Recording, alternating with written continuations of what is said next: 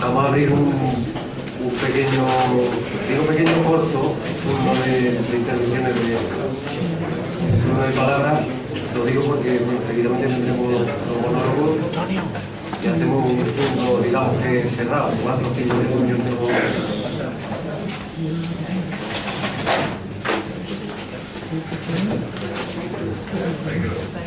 ¿Pueden disparar al pianista?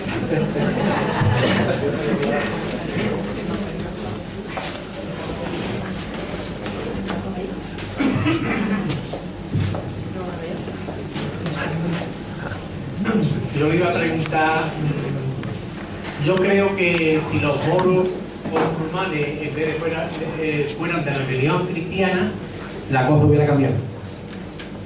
La historia hubiera cambiado. Yo creo que ese es el principal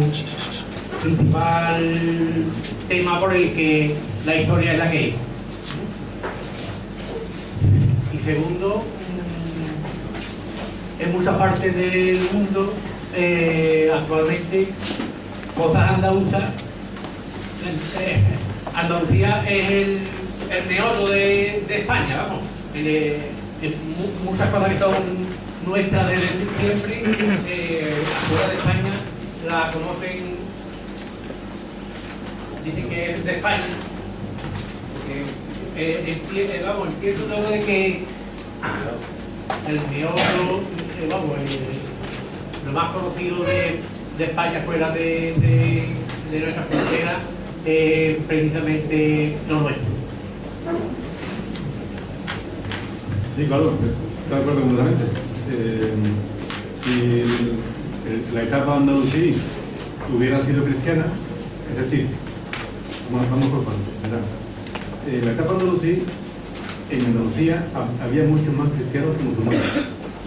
De hecho, cuando el señor Cisneros hizo la quema del libro de la Plaza de Rambla en Granada, entre otras obras, quemó la Biblia, entre otras obras cristianas.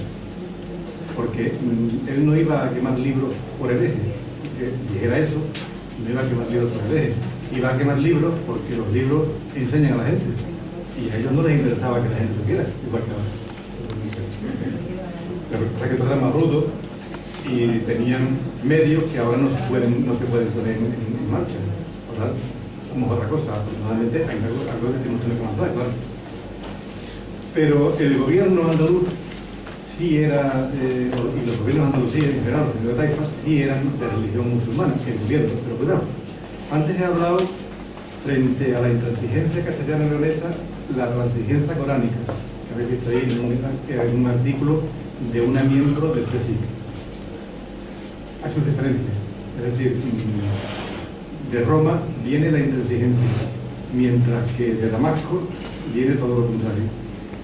Si estudiáis el Corán en realidad no es un libro de religión, el Corán es un libro de leyes. Lo que hace Mahoma es agrupar a una serie de tribus del desierto a las cuales los caravaneros les quitan los pozos y los dejan sin agua para su subsistencia. Y los que viven en el desierto de Arabia o en cualquier desierto, si les quitan los pozos, le quitan la vida. Entonces, Mahoma, en contra de las autoridades del momento, porque lo que le interesa son los caravaneros de comercio, pues él lo que hace es agruparlos para que se puedan defender. Pero eso tiene una trascendencia tan fuerte que sus sucesores lo convierten en religión y a él lo convierten en profeta de Dios.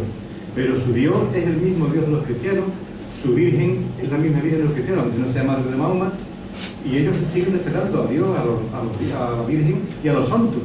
Ellos siguen creyendo en los que hay San Miguel y todo eso. De hecho, cuando los seguidores de Mahoma, perseguidos por la Meca, se refugian en Abisinia, en Etiopía, el Negus les pregunta, bueno, ¿y cuál es vuestra religión? Ellos empiezan a explicarle en qué consiste su religión y le contesta el Negus, esa es la mía. O sea, no había diferencia real. Lo que pasa es que había una diferencia formal que además tiene mucho que ver con una etapa anterior, que era el arrianismo, que según la religión cristiana aprueba en el Concilio de Letrán que hay un Dios uno y trino, o sea que Dios es uno y tres al mismo tiempo. Mientras que el arrianismo primero y después los musulmanes no aceptan la teología, sino que hay un solo Dios y un solo profeta. Alá es el único Dios y Mahoma es su profeta. Y los griegos decían más o menos lo mismo. Hay un solo Dios y Atrio es su profeta. La diferencia fundamental está en eso. Todas las demás diferencias se han ido formando en el tiempo. Entonces aquí, cada uno ha ido tirando por un camino distinto y han ido agrandando las diferencias, pero en lo fundamental las diferencias son mínimas. Porque, repito, Mahoma se basa en la religión cristiana, lo mismo que la religión cristiana se ha basado en la judía antes. Y ahí, sí, algunas actualizaciones, pero ya está. Entonces, el verdadero problema, digamos, parte del siglo X, cuando el papado impone el rito único. Entonces, toda Europa tiene que aceptar el rito único porque el Papa es omnipotente, es un enviado divino, su palabra es indiscutible, es lo que hace Clemente III. Y lo que dice el Papa viene directamente inspirado por Dios y por lo tanto no se puede discutir. Entonces impone el rito único en toda Europa. ¿Por qué? Pues porque el Papa tiene tal poder ya en aquel momento que si él declara que un rey no es legítimo, sus nobles lo pueden deponer. Y siempre habrá muchos nobles que quieran quitar rey para ponerse alguno de ellos. Entonces todos los reyes de Europa le temen al Papa. Pero hay unos reyes en Europa que no le temen al Papa, que son los andaluces, que les da igual lo que diga el Papa. Porque no son de su religión. Entonces cuando el papado empieza a ayudar en la llamada reconquista y le da el título de cruzada. Y ya la batalla de Alarcos y la batalla de la Nava de Tolosa ya son cruzadas de los castellanos contra los andaluces. A Alarcos la pierden y la de la Nava de Tolosa la ganan, como ya se ve. Entonces, sí, si hubieran sido cristianos, posiblemente no habría habido otra guerra. Si hubieran sido cristianos, posiblemente no seríamos como estamos, ni la historia sería la que ha sido, ni nada sería como es. Es evidente. Claro, en cuanto a que utilizan los símbolos andaluces, por supuesto. El problema está en cómo y para qué los utilizan, como está en lo que acabamos de ver. Si el himno de España está inspirado en una música andalusí, ¿por qué nos dicen que es una marcha de granaderos?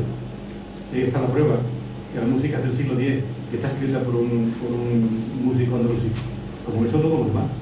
¿Por qué nos cambian el nombre al caballo? Si el caballo es andaluz, si el caballo está creado en Andalucía, porque es un resultado de una serie de cruces. El caballo está creado en Andalucía. No es el caballo árabe, no es el caballo inglés, no es el caballo español. Es un caballo hecho en Andalucía. Además es el más elegante y el más bonito. Joda. A lo mejor por eso dicen que es español y no andaluz.